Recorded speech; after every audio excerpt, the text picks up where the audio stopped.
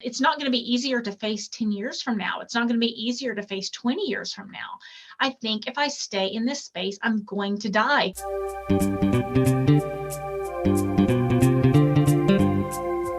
Hello and welcome to the Innovative Mindset Podcast. I'm your host, Isolde Trachtenberg. On the show, I interview peak-performing innovators in the creative, social impact, and earth conservation spaces. I also bring you ideas and techniques that you can grab and use to set goals, create, and unlock your potential for changing yourself and the world. And now let's get to the show.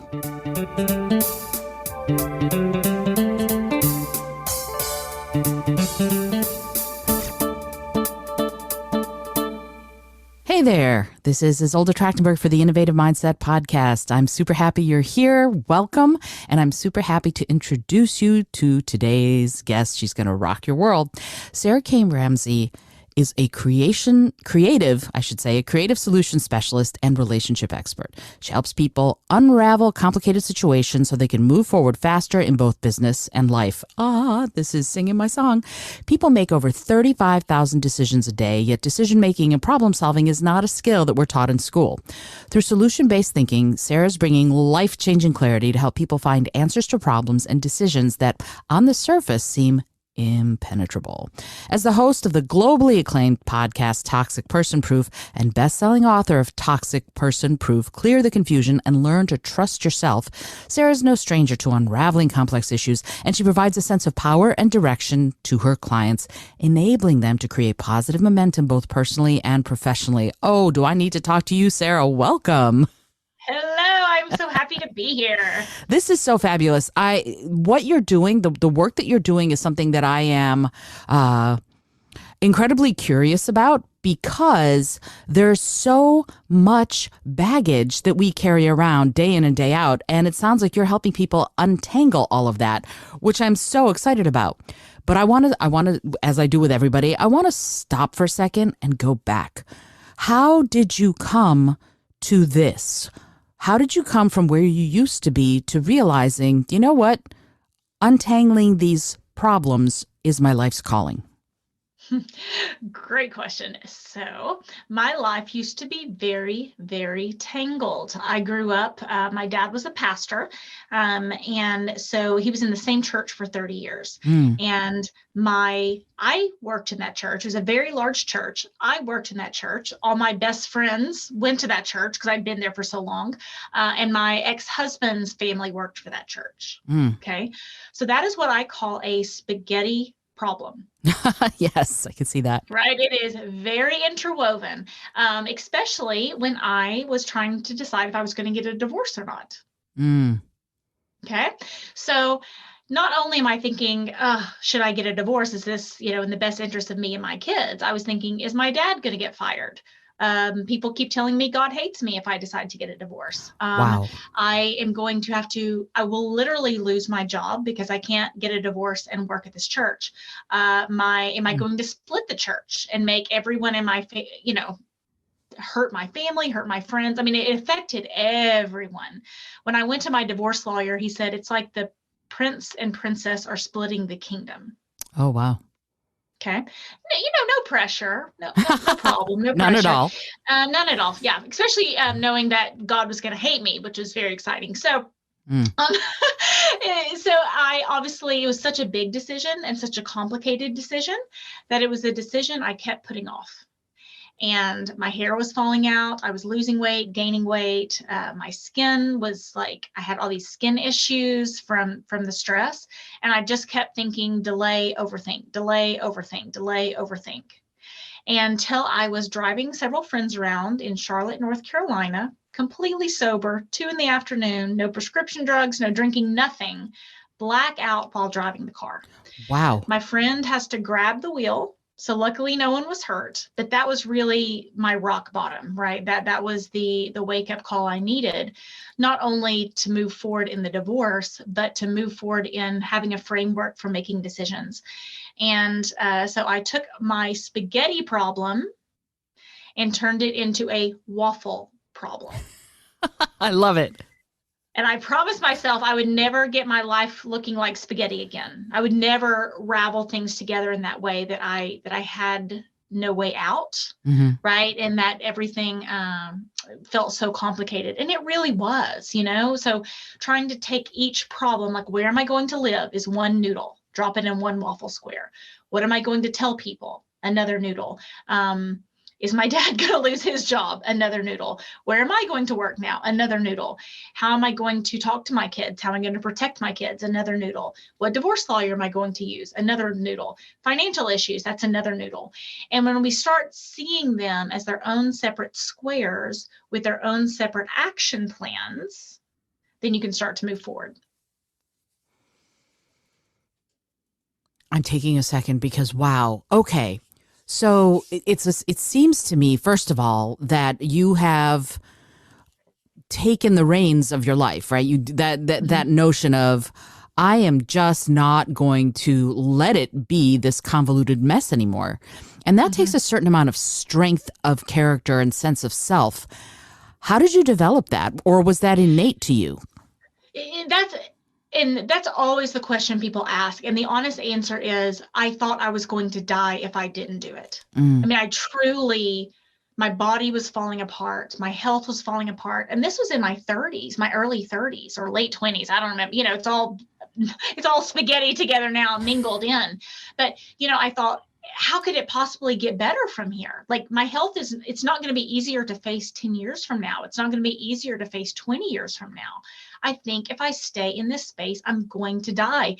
And then my body was shutting down, and then the blackout really confirms that. And so then when people at that point started saying, well, you have to stay, you're going to ruin everyone's lives if you make this decision, I thought, but I'm going to die if I stay in it. And I knew my nervous system could not handle anymore. And that's really what I teach people now. It's so easy to be scared of what happens if things change. And we forget to be afraid of what happens if things don't change. Right. And so I started really just leaning in. I don't think of it as a place of strength. Honestly, it was a place of desperation at the time. The strength came after, and I have an idea for that too, but it was really just like, oh my gosh, what if things don't change? What if I'm doing this when I'm 60? Well, what will my life have been? And that was really the first step. And then the second step, where I feel like I do have strength, is saying, this situation has already stolen enough of my life. I'm not going to let it steal the next 10 years. The people pleasing, the hoping I can make everyone happy, the marriage, all those things. I'm not going to let the version of me that got myself in that situation take over the reins the next 10, 20, 30, 40 years of my life. That's really powerful. And that's something that I keep, you're saying it was desperation, but, when my mom divorced my dad, it took a lot of courage, because everything in her life was telling her that she shouldn't leave, that she should, you should try and stick it out and work it through and figure it out and all of this other stuff. And it does come this point where you're like, you know what? No, I can't. I have to think of myself. And so you were going through this in that moment of everybody around you going, hey, this is not what you're allowed to do. You are supposed to stay and work it out. And yet you went, no, I have to look at this problem a different way. So you said that there's a second step that where the strength does come. I would love it if you talk a little bit about that notion of, no, even though everybody around me is saying X, I need to go do Y. How does that work? So I really think about what I want to be and what I don't want to be. And I hate the idea that anyone would ever think I was stupid. And I hate the word stupid, but when I'm talking to myself, right, that's really what it's like. Oh, I don't want to be stupid. Okay. And I kind of like really leaned into that quote that some people say Einstein said. We're not really sure if Einstein said it, but you can't expect to do the same thing over and over again and get different results. And that is really my motto at this point. Is it working? Keep doing it. Is it not working? Do something else. And it is so simple and so easily missed. right? And in my first book, Becoming Toxic Person Proof, I talked about something called smart girl syndrome, which means if it's not working, I just need to work harder. Mm-hmm. Okay. And that's a useful trait in some circumstances. I was a classical piano player. I didn't start out playing Beethoven and Chopin, right?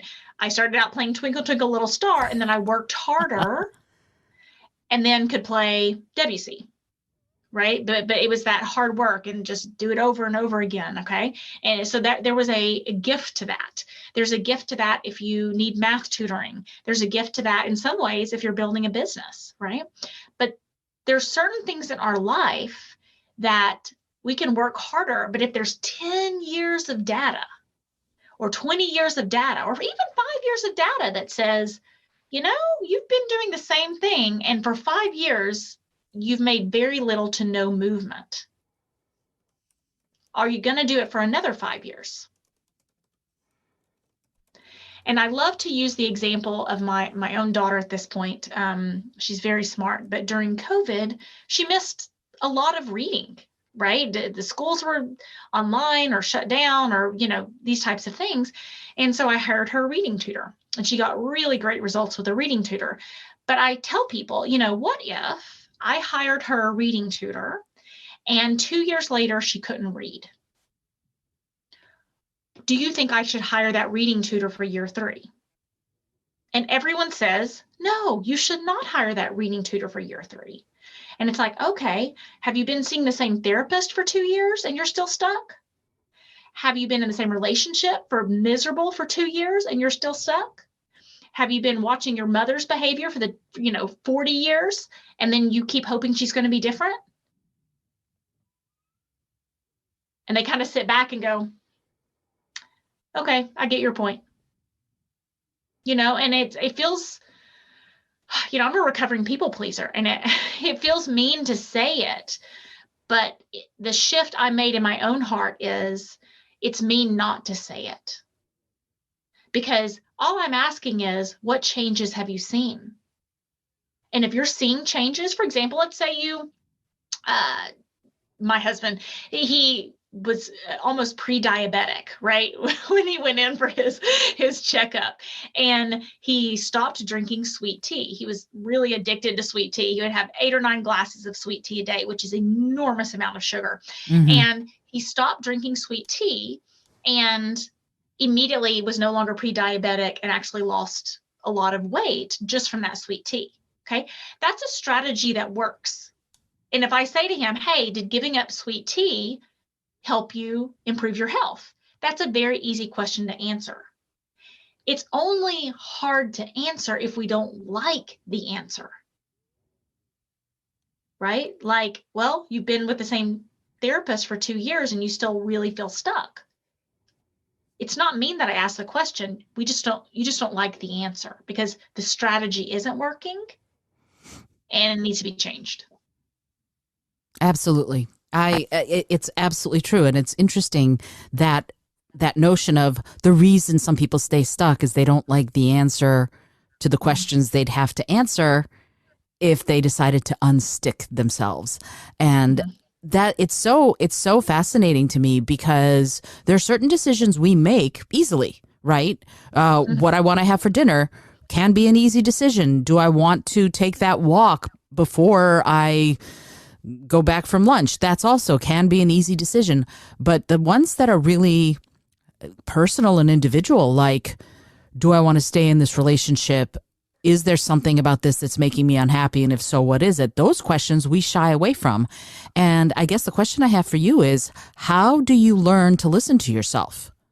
And the easiest way, we don't want to start with the largest problems in our life, right? So I like to think about, there's a lot of conversation about self-love, right? And not enough conversation, I think, about self-integrity, which is, this is what I said I was going to do, and then I'm going to do it, right? I told you I was going to show up today. I've told you now, I don't know, 2 or 3 times. We've interacted multiple times. You were on my podcast, Toxic Person Proof, and my new Problem Solved. And so there's a conversation of, when I tell you I'm going to show up, you believed me. Right? Sure. I've shown up for you before. You weren't thinking today, I wonder if Sarah's going to come, because I told you I was going to come. And the other times I said I was going to show up, I did show up, right? So there's that trust built, but holding ourselves to that integrity. I said I was going to walk today. Did I? I said I was going to not waste money at, buying, Starbucks today. I don't have any issues with you buying coffee, but that's an example people use, right? I said I was going to do this and I did it. I said I was going to reach out to that friend and I did it. I said I was going to have that hard conversation and I did it. I said I was going to show up for my kids in a certain way and I did it, right? Whatever it is. And when you start to build that self-integrity, I know I'm going to do what I said I was going to do. That's not a question at this point. So it's easier to listen to myself, because I'm not playing guessing games with myself on, am I not? Will I do it? Will I not? Maybe not, maybe not. And it takes time, right? It takes time. But that's one of the interesting, the people in my, real life, not my online life, and even though I think they're the same thing at this point. I had somebody call me from Canada, and she was wanting me to be in a summit, and she was surprised. She goes, "Oh my gosh, you're even more friendly and bubbly on the phone." And I said, "Did you think I was going to be a different personality? Like that would be a terrible thing, And but the people in my quote unquote real life, they're like, "Gosh, you just say you're going to do something and it just happens. I just wish I had an ounce of that." And I was like, "Do you think it's easier for me? Do you think I have like a magic fairy that pushes me? I don't. I just do it. I'm scared and I do it anyway. I'm terrified and I do it anyway." That's what it takes. Absolutely. I feel like everything you say, I'm like, yes, 1,000 times. Yes. Yeah, for sure. And, and it's interesting because I talk to my clients about this kind of stuff too, but we always go, okay, break it down to the smallest steps. What is the tiniest thing you can do? So when someone comes to you and they have huge problems, what is the path you take them on, or go with them on, I guess is a better way of saying it, to help them get to that place of letting go of the overwhelm? Because it's gotten, to me anyway, what I talk to them about is it's gotten small enough that they feel they can handle it, right? How do people who come to you with these huge problems, how do you help them do the work to get to the place where they can take those actions? Within my client community and the people who work with me, they know the rule is to start with, the problem I'm trying to solve is blank. Okay. And they kind of set their own bullseye. They at least figure out a problem to solve, right? And it's okay if they say, "I'm not sure what problem I'm trying to solve." And that's fine. They had that self-awareness of, okay, I know there's a problem I need to solve.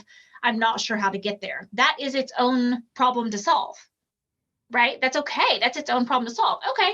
So it sounds like you probably have a spaghetti problem, or you're in spaghetti thinking, and we need to waffle it down. Does that feel true for you? And they're like, "Yep, that's what I need." So you can either, they can either kind of brain dump their spaghetti or write down their spaghetti.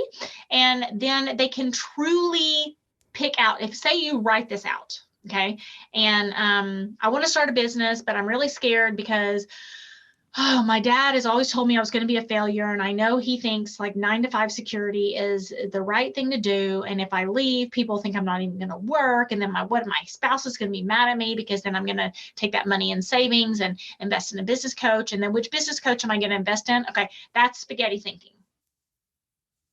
Okay. And that's how people talk. Okay? That's how we think too, isn't it? That's how we think. Yeah. That's how we think. So that's how we talk. And I don't have anything against therapy. I have so many therapists that I love, but I am a little bit concerned that I just want to be a good listener, or, I want to be emotionally intelligent, is a bit feeding that spaghetti thinking. How? Right? Because we become unable to separate our emotional problems to solve from our practical problems to solve. Oh, And fascinating. okay, in that last scenario, how your dad is going to feel about you and how you're going to communicate with your spouse about taking money out of the savings account for a business coach, those are not the same problem. Not even close to the same problem, but your brain gave it to me as a spaghetti problem, as if those two were connected. Mm. Okay. But if you're creating action plans, if I say, okay, so emotional problem to solve is, getting over the guilt, the control that your dad may still have in your life. Does that feel true to you? They're like, yes, that's an emotional problem to solve. Okay. So practical problem to solve is, how to either raise more money or figure out how to finance the business coaching, or how to have a conversation with your spouse, which would be one's a financial problem to solve, stick a label on it. One's a communication problem to solve, stick a label on it. Do those things feel true to you? And they're like, yes. I say, okay, so there's 3 problems to solve. One, the emotional problem of how to let go of the guilt of your dad. One, the financial problem of how you're going to finance a business coach. And then one, a communication problem of how to talk to your spouse. Does that feel clear for you? And usually they can solve their own problems once it's laid out that way. They don't need me. They need me for that step, right? They don't even need me quite often to action those things. We live in the information age. There's so many articles and trainings and this and that.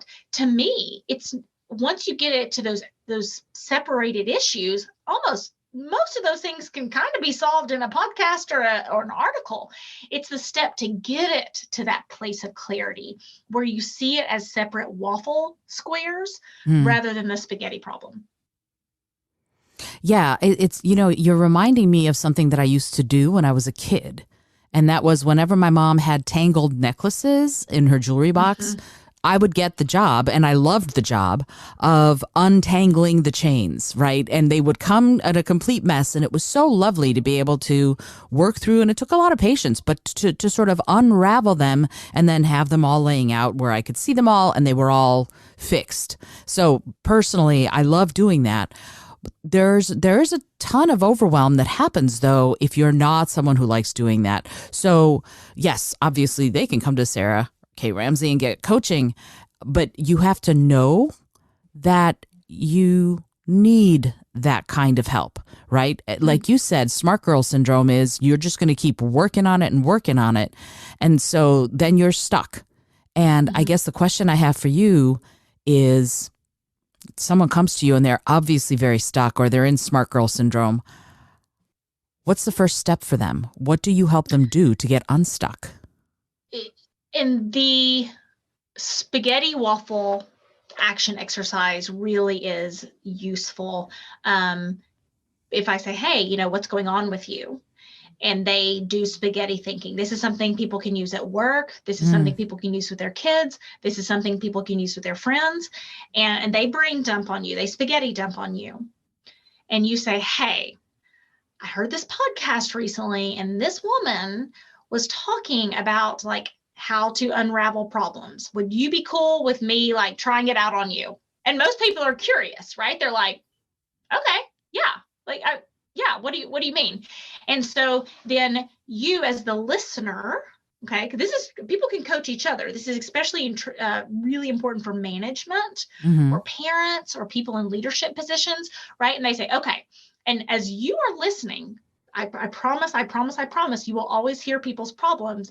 It's like the rose-colored glasses. Like I just either put on the glasses or took them off, but you never see it the same way again. You will automatically start seeing other people's problems and start to waffle them out now that you see it. It will be harder with our own. That's why we kind of need partnerships. But just to say, hey, okay, so one problem I heard is that you're worried about your dad. Another problem I heard is that you're worried about your spouse. Another problem I heard is that you're worried about money. Is that right? Okay, so what if we thought of those as like separate problems to take action on rather than as kind of one problem to take action on? And obviously that's very simple, but that's way more than is happening in most conversations. Because usually what people are saying is, I'm really sorry you're going through that. That seems really hard.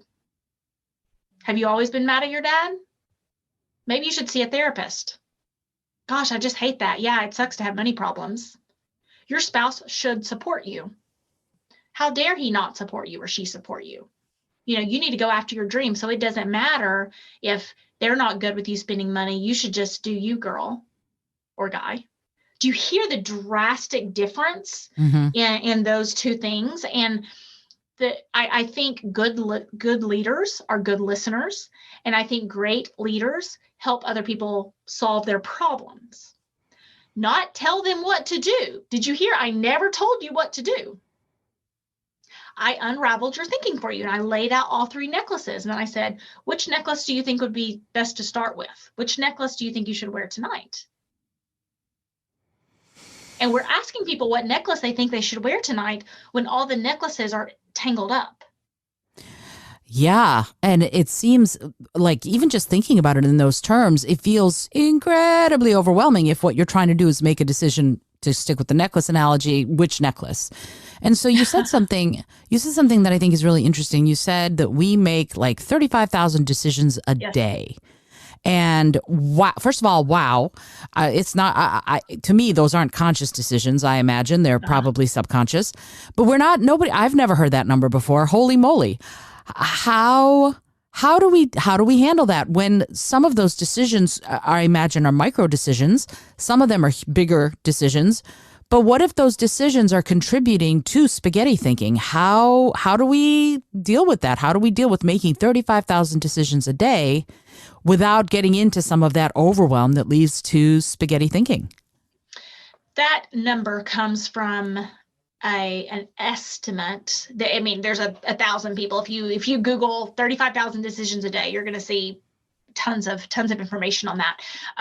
But we think that number originally came from a Cornell University study that asked people how many decisions they thought they made about food a day. And people estimated like 17 decisions about food. And when it was studied, they actually made 219 decisions about food each day on average. Wow.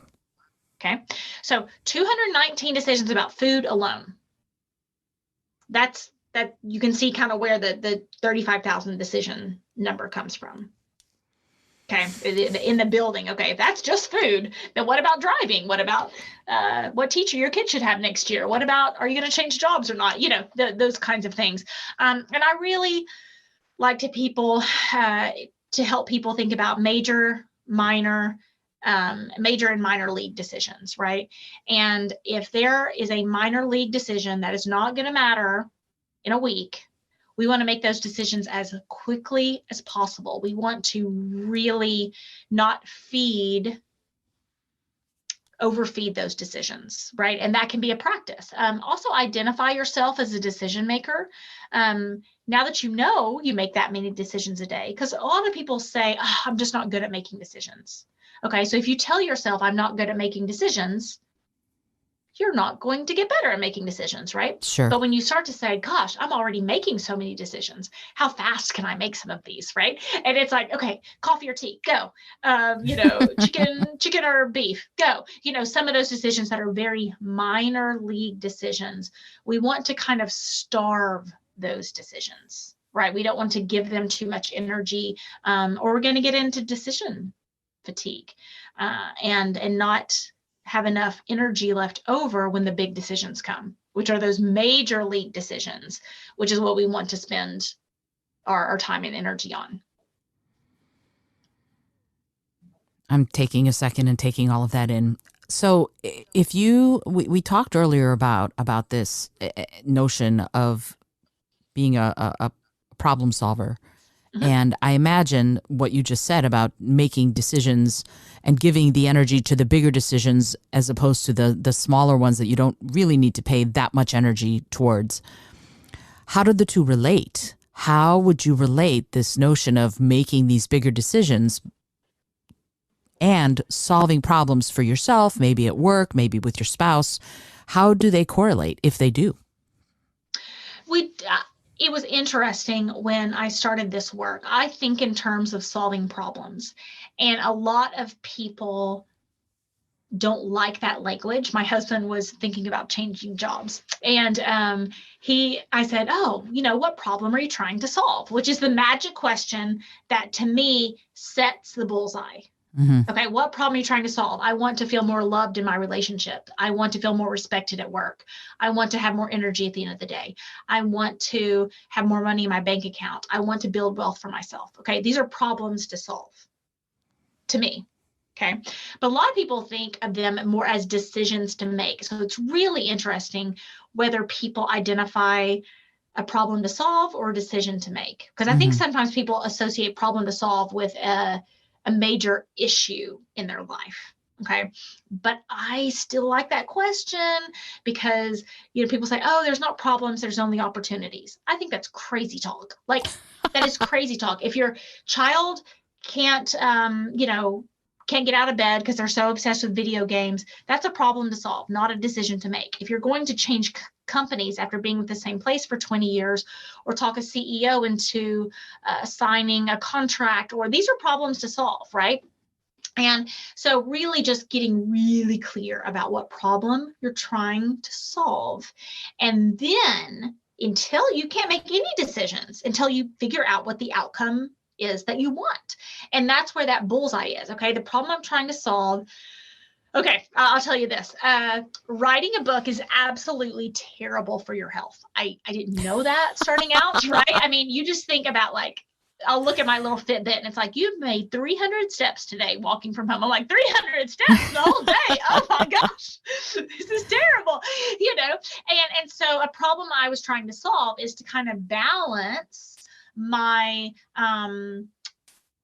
my inactive lifestyle during the process of writing this book with my health. I couldn't eat as much if I'm only moving 200 steps a day, right? And so the problem I was trying to solve is, maintaining my weight while writing this book. And I think I've used 2 weight examples. I hate to do that, but I will say the weight loss industry is a $264 billion industry. So we know a lot of people can relate to this example. And sure. So, that was a problem I'm trying to solve. It's not a decision of, am I going to eat Cheerios or chicken for dinner? Right? Like that's a decision to make. But if I don't know what problem I'm trying to solve, I can't reverse engineer the process of decisions I need to make.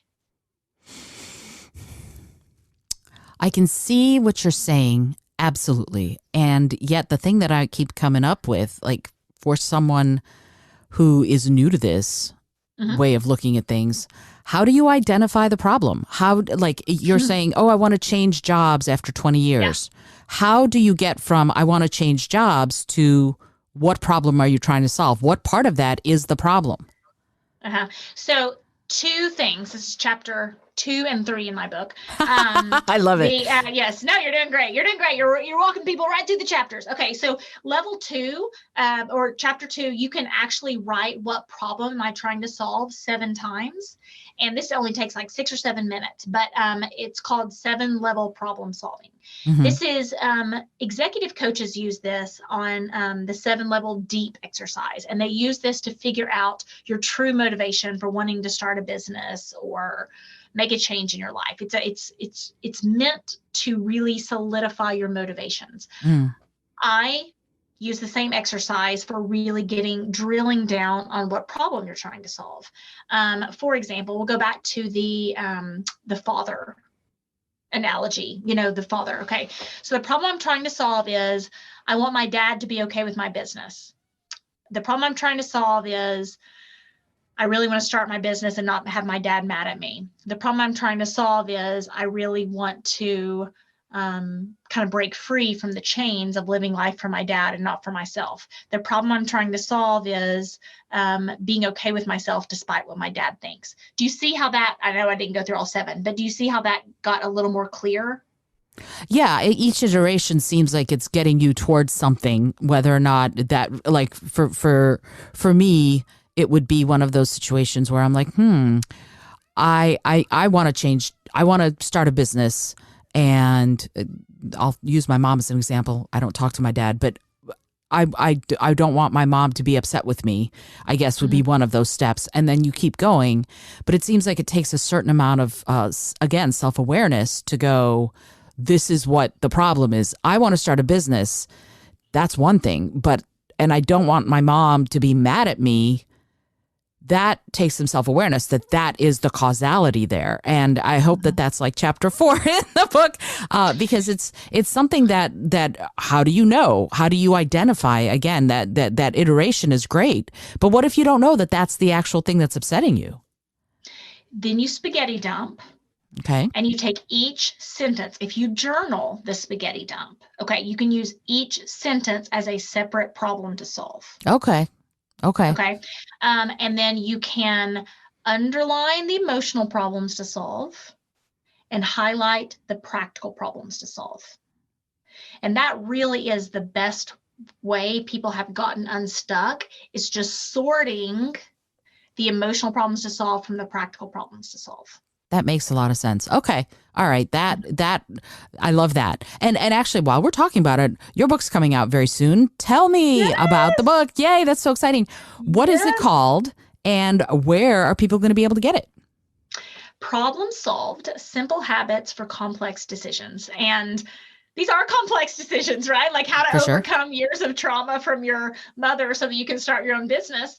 That's a complex decision, right? And so really my ferocious and humble attempt to take the problem-solving strategies in my own life of having that huge spaghetti issue, right?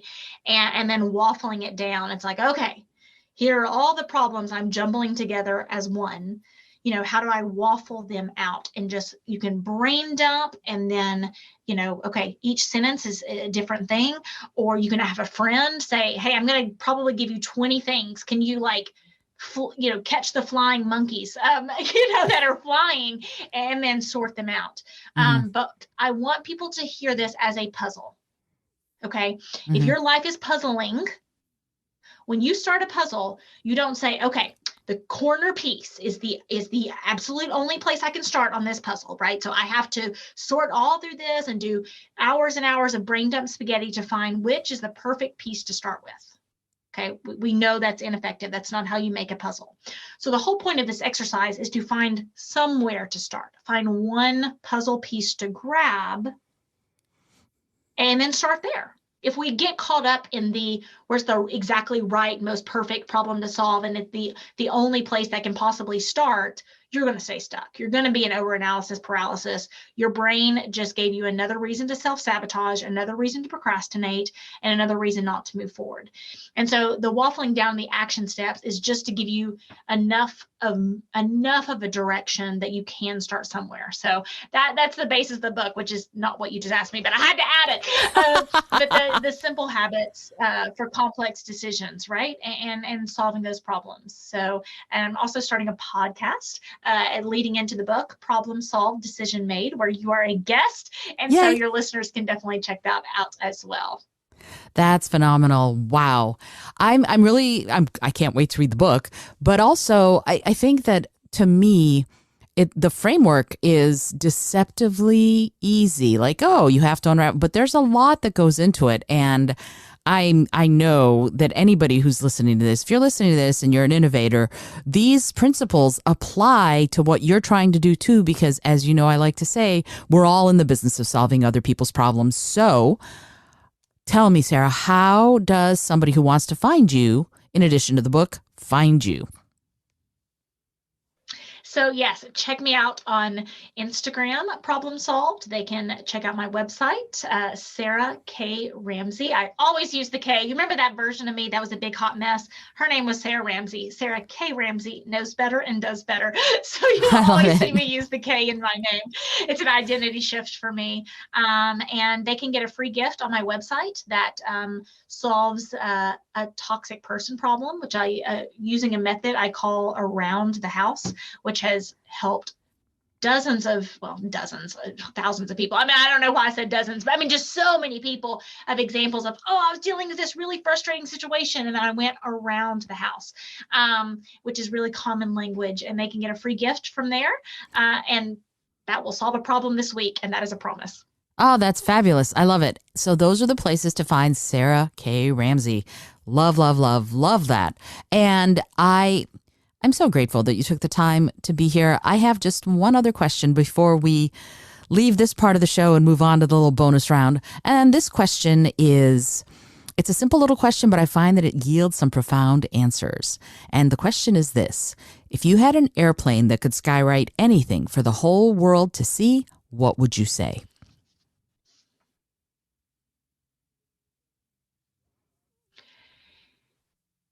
Stop talking about your problems and start solving them. And I want to go back to the good listener and the emotional intelligence and some of these things that I think I am heartbroken at the people who are putting so much energy into, well, it's self-awareness if I just talk about it over and over again. And there's just such a deception. We deceive ourselves thinking that we're doing something about these things, but we're not getting anywhere. And there is a better way. It is absolutely possible. And that's the life I want people to have. And mic drop. I love it. I love it. All right. Sarah K. Ramsey, this is fabulous. Thank you so much for being here. And obviously, if you're listening, you gotta have to go check out Sarah K. Ramsey's book and find out more about how to get your problem solved through your own perseverance and ability to spaghetti waffle act. This is Isolde Trachtenberg for the Innovative Mindset Podcast. If you're a member of the Coffee by the Water Club, you're going to get to hear Sarah K. Ramsey's bonus episode. So you can go there and do that. Until next time, this is Isolde Trachtenberg reminding you to be bold, be creative, and most of all, be kind.